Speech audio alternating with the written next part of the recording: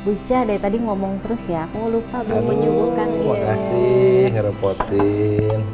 Cuman air putih aja ya. Ya. Aduh, terima kasih. Langsung diminum ya? Boleh, boleh. Haus Diminum ternyata. dari tadi ngobrol terus tapi nggak disuguhin minum ya? Juga minum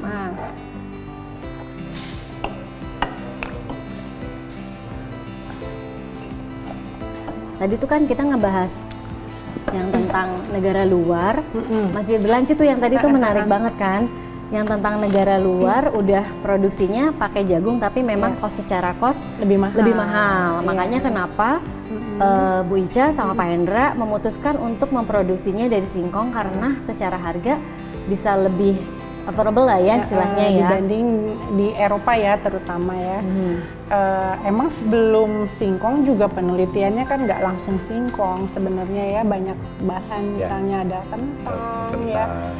Banyak sebenarnya pada akhirnya ketika di develop kentang juga bisa ya? Bisa, ketika di develop ternyata yang paling pas itunya apa karakteristiknya untuk dijadikan kantong adalah dari singkong, dan kebetulan kan di Indonesia juga singkong banyak banget. Iya betul. Ya. Jadi ini benar-benar udah ada produsen apa yang ngirimin singkongnya udah ada ya, singkongnya harus yang singkong seperti apa sih gitu produksi? Sebetulnya apa yang produksi itu yang produksi resinnya, kita beli resin, kita bikin kantongnya.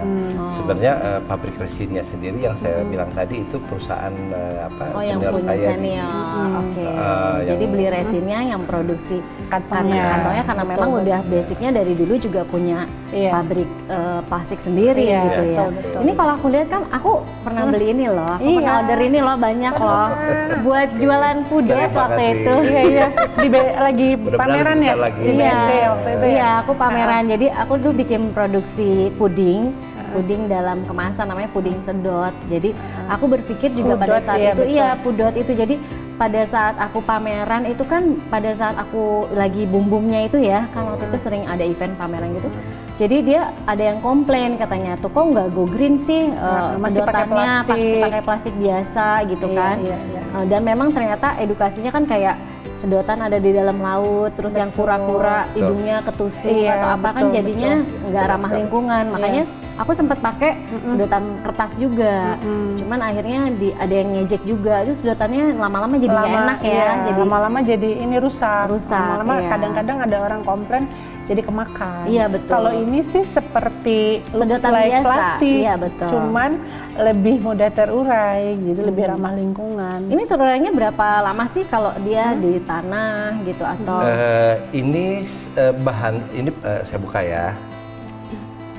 Aku juga boleh buka ya? Boleh.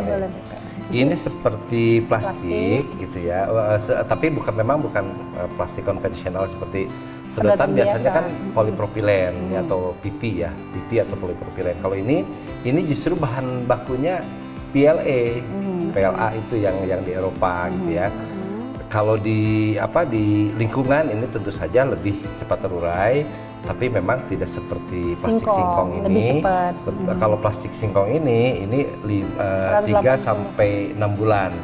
Oh, dia 80 hari. Betul. Kalau ini terurai. Ya ini setahun sampai 2 tahun nih sebetulnya kalau PLA di lingkungan biasa. Tapi kalau di Eropa di sana sudah ada yang namanya industrial composter.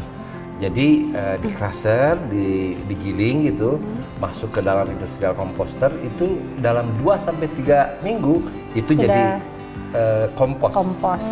Ini tuh bisa jadi malah kompos lebih ya. nyuburin tanah. Lebih nyuburin tanah, gitu. kompos Jadi kompos. Kalau di kita sih kayaknya belum punya kita industrial kan. Kita landfill. Tapi ya setidaknya dia lebih cepat terurai daripada yang plastik biasa itu tidak pernah bisa terurai mungkin ya. Jutaan tahun malahan. Iya betul. Jadi makanya kenapa dibilang ini ramah lingkungan. Ya. Nah dari sini kan sampelnya banyak banget nih, ada yang warna pink, ada yang macam-macam nih. Bedanya sebenarnya produksinya apa aja nih yang diinginkan? Kalau ini kan sedotan namanya beda, apa sih gitu? Apa ini brandnya atau apa sih? Iya betul.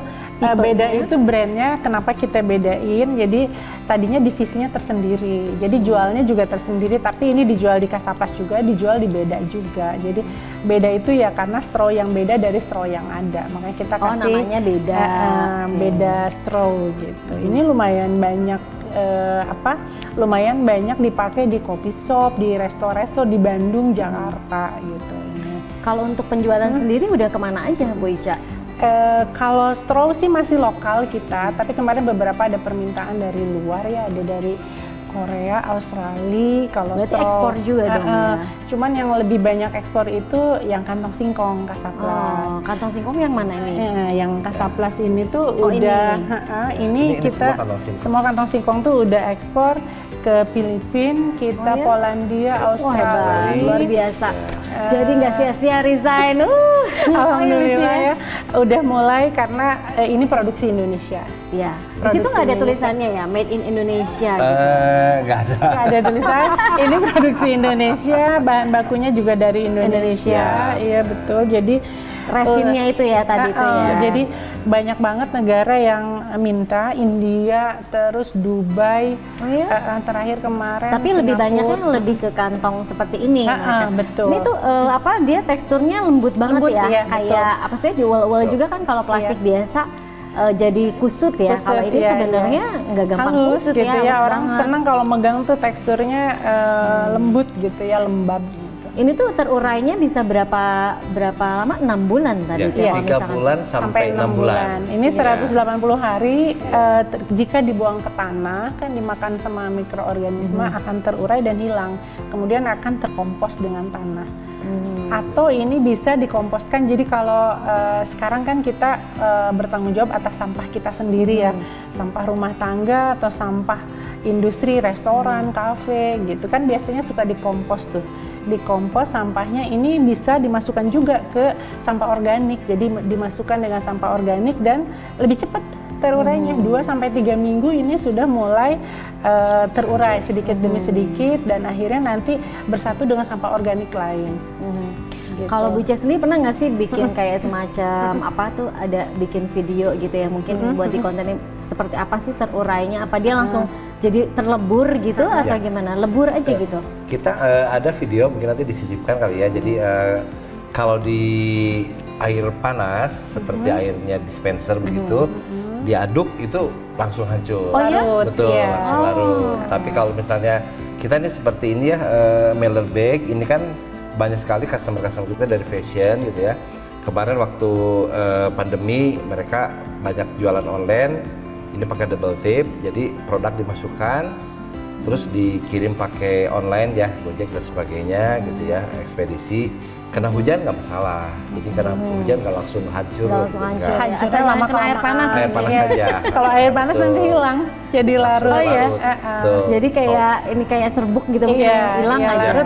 Larut dengan airnya. Gitu. Kalau kemasannya sendiri sebenarnya boleh order tergantung customer juga ya, misalkan mau sablonnya seperti apa gitu ya, cetakannya, ukurannya seperti apa. Betul, bisa gitu custom ukuran, warna, kemudian desainnya bisa custom. Ada berapa minimal ordernya harus berapa MOQ-nya dia harus? MOQ itu untuk custom tuh minimumnya 5.000 pieces. Oh iya? 5.000 pieces, nggak bisa kurang lagi dari situ? Sebetulnya kalau dibandingkan sama plastik biasa itu dia lebih banyak lagi MOQ-nya kalau custom ya.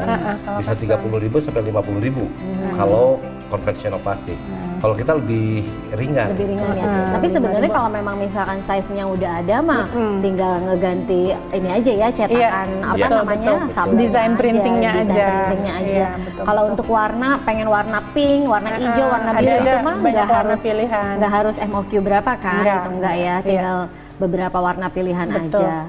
Oke deh, ini menarik banget. Aku masih pengen nanya-nanya juga nih buat usahanya Bu Ica yang luar biasa, udah bisa sampai ekspor, udah terus memang benar-benar mengarahnya ke go green karena memang sekarang semuanya udah go green kan, memang benar-benar karena pandemi ini membuat kebiasaan berubah ya, yang tadinya kita offline bisa online, yang tadinya kita belum sadar tentang masalah go green sekarang kita jauh lebih sadar dan lebih benar-benar perhatikan kan, yang tadinya kita bawa tempat minum air mineral sekarang udah pakai tumbler gitu kan, memang benar-benar hal kecil tapi berarti. small thing matter gitu Iya, ya. betul. Hal kecil kalau kita mulai dari diri kita, mulai dari rumah, pasti akan sangat berarti untuk yang lebih global. Gitu.